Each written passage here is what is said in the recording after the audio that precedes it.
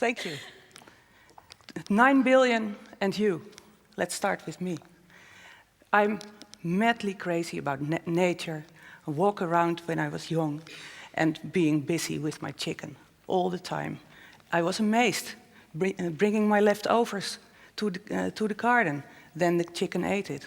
And in the compost, there were all insects living. And that's me. But what you should know about me and extra, when people say to me, it's impossible, I go to run. And when they say, it's really impossible, and they laugh me in the face, I even run harder. And what I love there in that nature, the simplicity, it's the speed of growth, and it's also the way the simple system works. And this is where I want to talk with you about today. My talk is about insects, and insects as food. Yes, insects as food. Nobody ever thought about that. And my lecture today, my talk today, is really about having why insects, and then I want to tell you a bit more about insects as food, nutritious food, and then I go deeper into building businesses. Here I am. We are facing something here. It's now 9 billion, and it's now 7 billion, and 1 billion is underfed here in this world, and 1 billion is obese. And there we are. Obese and welfare are going together. That's a golden rule. When you eat, or when you are wealthy and there is more welfare, your food consumption is more going to meat. And look in the restaurants. On the menu in the restaurants, it's all built beef, take fish, take something like shrimps. It's also an insect-like thing, but it's not vegetables what's on the dish. And there's the other part. When the world population is growing, also our amount of waste is really, really growing. Our meat consumption, the other thing is that it's for 70% now, it's taking the land use, where we can have also cereals to bake our bread. But it's also there that our meat consumption, they're even worse for the environment, for the greenhouse gases, even more than our cars. And then there is the other thing. The population in China is growing. China was a soy importer a decade ago. Now China is a soy importer. It was an exporter. We, for our pigs here in the Netherlands, we imported soy from China. And then something more about insects. It doesn't go. Oh, there it is. Some figures. Because these insects are not only our friends, they're also our enemies. They bring diseases, they bring diseases like malaria. There is also the Lyme disease. It's a pest, but they're also useful. In our agricultural system, we always have insects in. Needed because for pollination. But I'll take you to some figures. Here, 15 billion desert locusts in one swarm. And these are the woestijnsprinkhanen. Per square kilometer of land, there's 10 billion insects. Per insect per person is estimated on 2 million. And then there is species of insects. And that's all 6 million. And described in literature, there are 1 million. But species edible, there we count down, it's about 1900. And in the Netherlands, there's the trick, we can farm them. And I took my little farm with me here. And it's only 62 species that are farmed here, and species that are allowed by law to farm. And that's the welfare law says it's 29. So there's some illegal business. But for fun today, I made a little multiplication. Let's say we are here with 9 billion people here in this world. We live here, and we multiply that 9 billion with 2 million insects per person, then you have nearly a 2, with 18 zeros behind it. So that will be our population of insects in 2050. That's quite a lot. These animals here, they're short-cycled mini-livestock, they call them this way. And the system is simple. They lay their eggs in short time, become a larvae or a maggot, then a pupae, and then, in the end, they metamorphose into a beetle. Short-cycled mini-livestock. These animals here, I took mealworms, take 10 weeks to become, when you can harvest them. A housefly, what you have in your bin, only takes 5 days. So when you put your waste in that, we can do a lot of it with it. And there's the question, what can we do with it? Shall we use it as feed, food for animals? Or do we use them as food for us to bake bread out of it? 10 kilos of feed is good for 3 kilo of chicken. And then there is the rest of the skins and things like that. It's good for 5 kilo of chicken, but 8 kilos of cricket. And that brings good business, because when you count a bit, you can do a lot. And especially when you know they are our waste converters. Here we are. This is what my simple design is. Nature taught me. And this is what I saw when I was young with my chicken. Seeing them eating the insects. We have our organic waste. We know in future the organic waste pile is really, really becoming bigger and bigger. We turn them into maggots. And these are really nutritious. It's essential amino acids. There is unsaturated fatty acids in it. And then there is the chitin part of it. We can simply grind them and use it as use it in feed, but we can also use it for ourselves, to have it in our meatballs, extra meat replacer. And I really doubt it if vegetarians would eat it, because a lot of them I meet really like to eat it, because they think it's a sustainable solution. It's only the way why you're vegetarian. There is another thing. Chicken became from one day in the other, when the BSE crisis, the TSE crisis, they became vegetarian. And afterwards, chicken lost their natural food.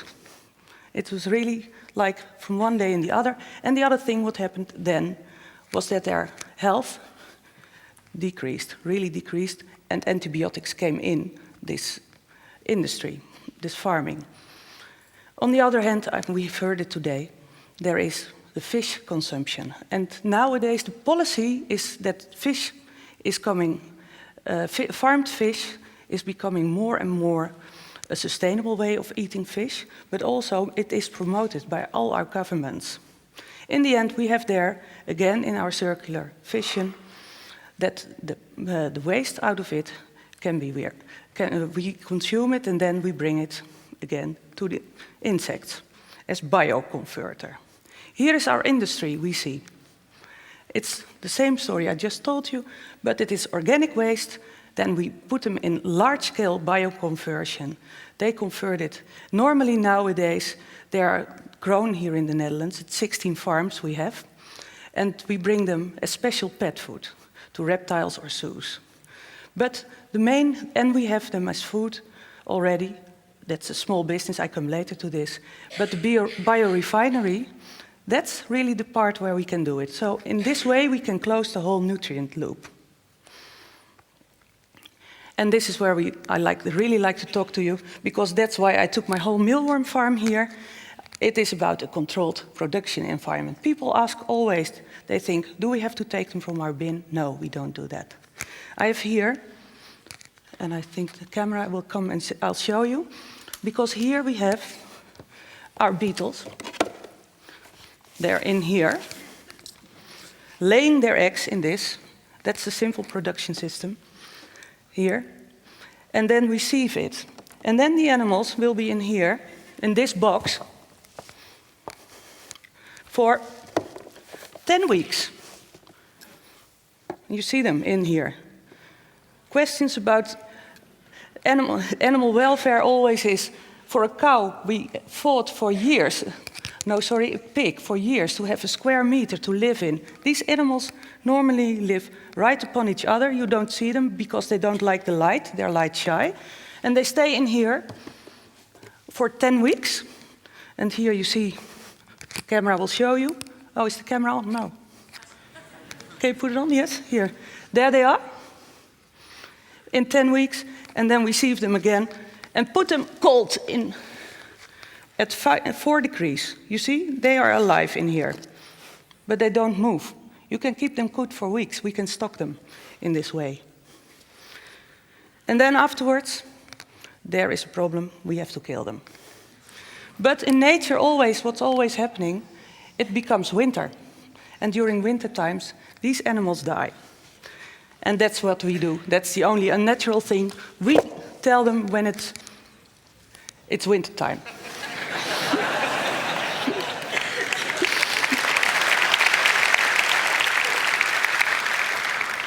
But I think we are worth something. We have knowledge here, what we can bring to the other side of the world. And this is one of the things I'll show you here. This is Florence here in the middle, in her little cricket farm in Kenya. Because we can farm them. For them, it's a seasonal product they harvest. When the turmeric hills are coming up, for them, it's time to eat insects. And they're nutritious, these insects. And we see they're underfed and malnutritioned, and these crickets can help them. And what we want to do, and we is a Dutch consortium, and TNO is involved in it, and Wageningen University. We want to establish, within 4 years, 4,000 farms over there. And it's really, they're enthusiastic, and they start up their own new business. Now insects as food. I'll tell you. This is what we did. 5 years ago, we brought them here to the wholesale market.